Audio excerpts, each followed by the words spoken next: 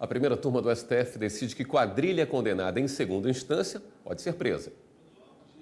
Ítala Patrícia dos Santos Sivieri Bueno é acusada de participar de uma quadrilha que teria desviado cerca de 7 milhões de reais do governo do Distrito Federal. Ela foi condenada a 2 anos e 1 mês de prisão em regime semiaberto, mas nunca foi presa porque recorreu na justiça. E aguarda o julgamento definitivo em liberdade. Um dos pedidos da defesa da ré era a revisão do tempo de pena.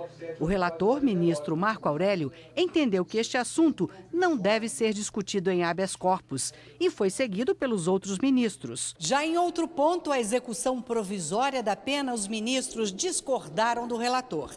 Para o ministro Marco Aurélio, Ítala Patrícia poderia aguardar em liberdade o julgamento definitivo. Quanto a essa segunda causa de pedido, defiro a ordem estendendo com as cautelas próprias, como faço quanto ao paciente, aos corréus. O ministro Luiz Roberto Barroso foi o primeiro a discordar. O conjunto de crimes é grave e o valor desviado é relevante, 2 bilhões de reais, num pacote que envolve peculato, falsidade ideológica, lavagem de dinheiro, desviados do governo do Distrito Federal. E aqui, no entanto, na segunda parte do voto do ministro Marco Aurélio, eu vou pedir todas as vênias para entender que é possível, sim, a execução. Os demais ministros da primeira turma também entenderam que a ré e mais 6 envolvidos no esquema podem ser presos antes do julgamento final. Eu não consigo entender como é que um cidadão condenado 3 vezes consegue entrar inocente no Supremo Tribunal Federal. O meu enfoque é, já havendo uma decisão da Suprema Corte em repercussão geral, como eu vou afastar esta compreensão, dizendo que o ato nela fundado é ilegal ou abusivo. Esse caminho que eu não consigo trilhar. A primeira turma ainda começou o julgamento de uma decisão do Tribunal de Contas da União. O TCU determinou a suspensão temporária de pagamentos de contrato de confissão de dívida assinado com a Fundação de Assistência e Previdência Social do BNDES, a FAPES. Essa fundação pede no Supremo a sustação do contrato. Em março deste ano, a ministra Rosa Weber já havia negado o pedido, mas o ministro Luiz Roberto Barroso pediu vista do processo e o julgamento foi suspenso. A consultora da TV Justiça, Karina Zucolotto, está aqui para falar sobre essa sessão. Boa noite, Karina. Boa noite, William. Boa noite, Karina.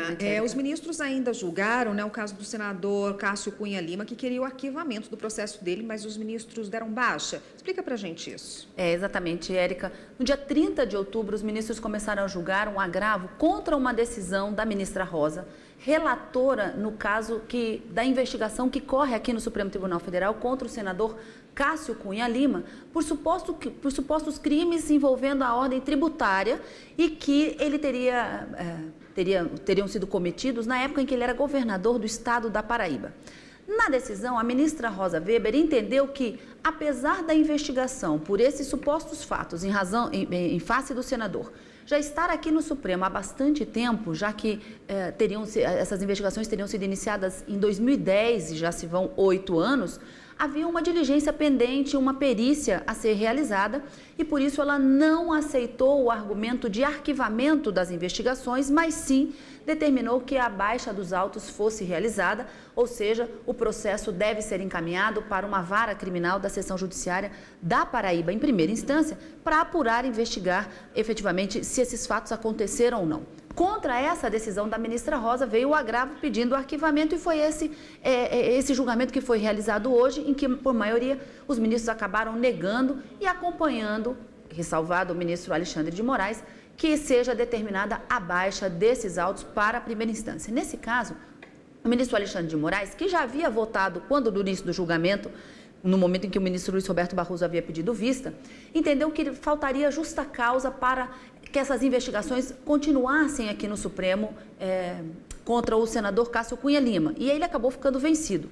Na sessão de hoje, o ministro Luiz Roberto Barroso, ao apresentar o seu voto vista, concordou com os argumentos trazidos pela ministra Rosa e aplicou, junto com ela e também o ministro Marco Aurélio, formando essa maioria, o entendimento do plenário do Supremo Tribunal Federal quando decidiu acerca da interpretação das prerrogativas de foro, aquele foro privilegiado que todos conhecem em relação a parlamentares federais.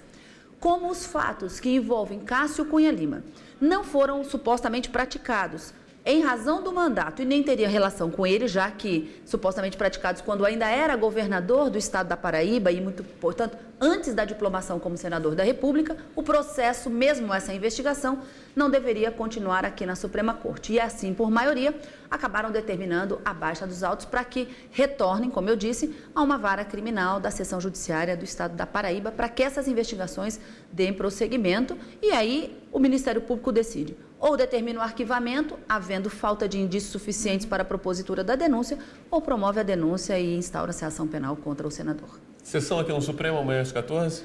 Amanhã, a partir das 14 horas, no plenário. Ok, Karina, obrigado.